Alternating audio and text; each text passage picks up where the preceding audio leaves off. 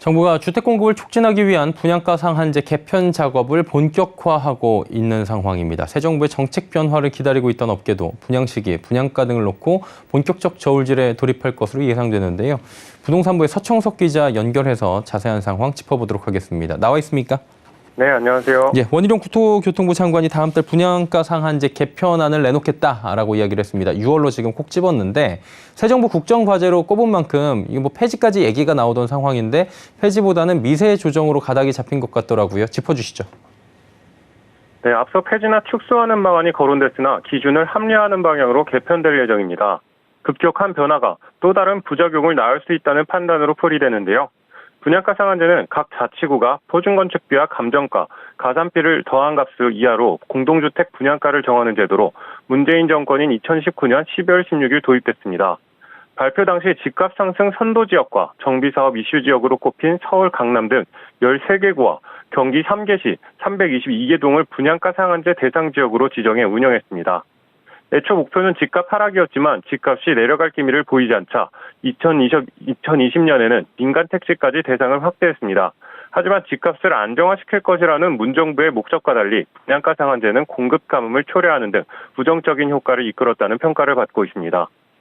시세보다 저렴한 로또 아파트만 늘렸다는 지적도 많았습니다. 분양가 상한제 적용 지역에서는 청약만 당첨되면 로또 당첨금과 비슷한 시세 차익을 기대할 수 있기 때문인데요. 미적용 지역에서는 인근 시세와 비슷하거나 높은 수준으로 책정돼 수요자들의 외면을 받았습니다. 이렇게 많은 부작용을 낳았기 때문에 폐지나 축소가 거론됐던 건데요. 반대로 분상제를 일시에 폐지할 경우 급격한 분양가 상승으로 실수요자 가격 부담을 키울 우려가 있습니다. 앞서 원희룡 국토부 장관은 분양가 상한제는 공급 촉진을 위해 손봐야 할 첫 번째 제도지만 한 번에 없애기에는 부작용이 크다며 지나치게 경직된 것을 더 시장의 움직임에 잘 연동될 수 있도록 개선한다는 생각이라고 밝힌 바 있습니다. 분양가 상한제가 결국에는 공급 가뭄을 초래했다 이런 내용들이 계속 나오잖아요. 이 부분을 조금 더 자세히 설명해 주시면 어떨까요? 네, 먼저 설명드린 것처럼 분양가 상한제는 분양가의 상한선을 정해 분양가를 낮추는 데 목적이 있는데요. 강제로 분양가를 억누르다 보니 실질적인 사업성이 떨어지면서 공사 현장 여기저기서 마찰이 생기고 공급이 지연되고 있는 겁니다. 특히 최근엔 코로나19로 인해 세계 공급망 불안, 러시아의 우크라이나 침공 등 영향에 공사에 들어가는 건자재 값이 천정부지로 오르고 있습니다. 아파트를 지업할 때는 이런 물가 상승을 반영할 수 없다 보니 건설사들이 새로 공사를 맡지 않으려는 움직임도 있는 건데요. 경기도 성남시 수정구 신흥 1구역 재개발 사업지는 지난 4일 시공사 선정을 위한 설명회를 열었지만 단 한 곳의 건설사도 참여하지 않았습니다. 4천 가구 이상의 대규모 사업지지만 공공 재개발로 진행돼 공사비가 평당 495만 원 이하라는 조건이 붙어 건설사 입장에선 원자재값 상승으로 공사비를 부담하기 어렵다고 판단한 겁니다. 또 부산 해운대구 우동 3구역 역시 최근 2차례 시공사 선정 설명회를 열었지만 참여하는 건설사가 없어 유찰됐습니다. 최근 서울 신규 공급 물량도 급감했습니다. 서울 지역 상반기 분양 물량이 5월에는 약 76% 줄어드는 등 돌파구가 보이지 않는 상황이 지속되고 있습니다. 여기에 올해 하반기 서울 아파트 입주 물량이 상반기 대비 40%가량 감소할 것으로 전망되고 있습니다. 부동산알 114에 따르면 올해 하반기 서울의 입주 예정 물량은 8,326가구로 상반기보다 39.8% 감소할 것으로 전망됩니다. 결국에 이러한 분양가 상한제를 고쳐서 수정해서 사업성을 높여주고 민간 공급 촉진한다는 계획인 거라고 이해가 되는데요. 구체적으로 어떤 내용이 담길 것으로 보입니까? 네, 그동안 분양가에 반영하지 않았던 항목을 새로 넣어 공사비 산정하는 방식을 현실화하는 방향으로 개편이 이뤄질 것으로 보입니다. 택지비 산정 기준에 미래개발 이익을 새로 포함하거나 가산비에 조합원 이주비와 조합 사업비, 금융이자 비용 등을 추가하는 방안이 거론되고 있는데요.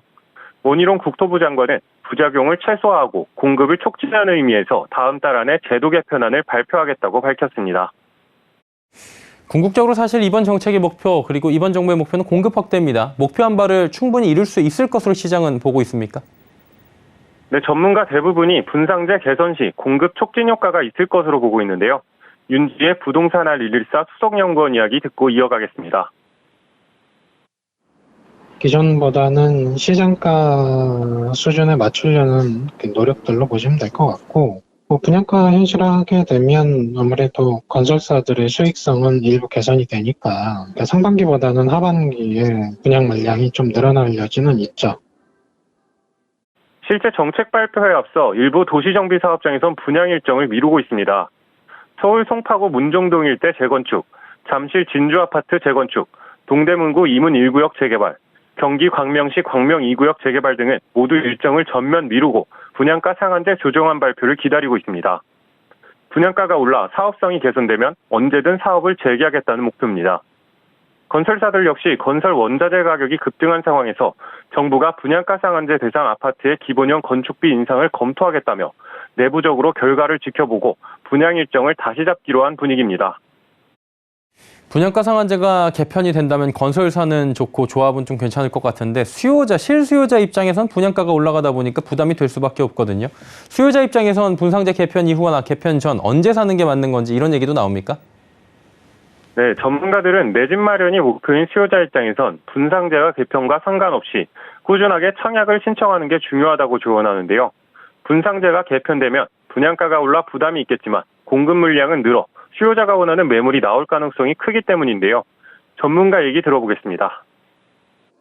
청약시장은요, 일회성 기회를 주는 시장이 아니에요. 기회가 있을 때마다 청약을 하는 게 맞는 거예요.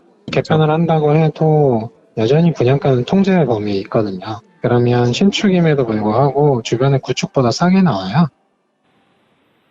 분양가 상한제가 개편돼도 분양가는 정부의 통제 범위에 있기 때문에 분양가가 감당이 안 될 정도로 급등할 가능성은 적다는 설명인데요. 또 청약통장의 경우 당첨이 될 때까지 계속해서 사용이 가능하기 때문에 원하는 입지, 가치 등을 따져 수요자에게 맞는 청약 매물이 있을 때마다 분상제 개편과 상관없이 청약에 도전하는 것이 바람직하다고 덧붙였습니다. 분양가 상한제 개편 관련 내용들 들어봤습니다. 부동산부의 서청석 기자였습니다. 고맙습니다. 네, 감사합니다.